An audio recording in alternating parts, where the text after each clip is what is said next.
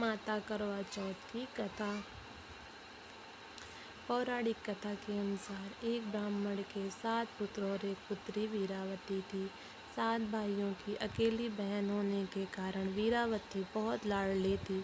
सभी भाई उससे बहुत प्रेम करते थे और बहन की आंखों में आंसू नहीं देख पाते थे।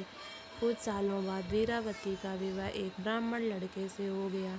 विवाह के बाद जब वीरावती मायके आई तो उसने अपनी 7 भाभियों के साथ करवा चौथ का व्रत रखा, लेकिन शाम होते ही वह भूख और प्यास से व्याकुल हो उठी। अपनी बहन की ऐसी हालत देखकर सभी भाई उससे खाना खाने के लिए मनाने लगे। इसके बाद वीरावती ने कहा वह खाना पानी नहीं पी सकती है, क्योंकि उसका करवा चौथ का व्रत है। वह चंद्रमा को अर्घ्य देने के बाद ही अन्न और पानी को हाथ लगा सकती है। चंद्रमा के जल्दी नहीं दिखने पर भाइयों ने एक तरकीब खोजा और एक भाई पीपल के पेड़ पर चढ़कर एक दीपक जलाकर चलनी की ओट में रख देता है। दूर से देखने पर वह ऐसा लगा कि चांद निकल आया है। फिर एक भाई ने आकर वीरावती से कहा कि चांद निकल आया है, तुम उसे अर्घ्य देने के बाद भोजन कर सकती हो। बहन खुशी खुशी जाकर चांद को देखा और उसे अर्घ्य देकर खाना खाने बैठ गई। उसने जैसे ही पहला टुकड़ा मुंह में डाला है तो उसे छींक आ गई।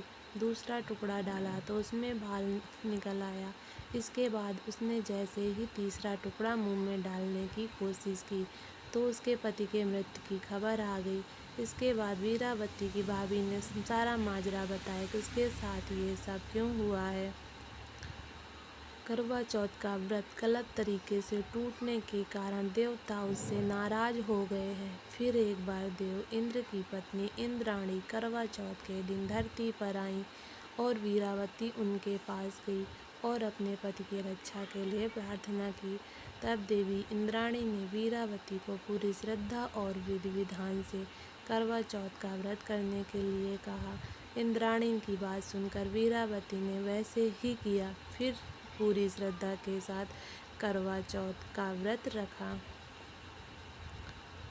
उसकी पूजा और भक्ति देखकर भगवान प्रसन्न हो गए और उन्होंने वीरावती को अखंड सौभाग्यवती भवा का आशीर्वाद देते हुए उसके पति को जीवित कर दिया। हे माँ गौरी, जिस प्रकार करवा को माँ सुहागिन का वरदान आपसे मिला है, वैसे ही सब सुहागिनों को आपसे मिले। माता करवा चौथ की जय।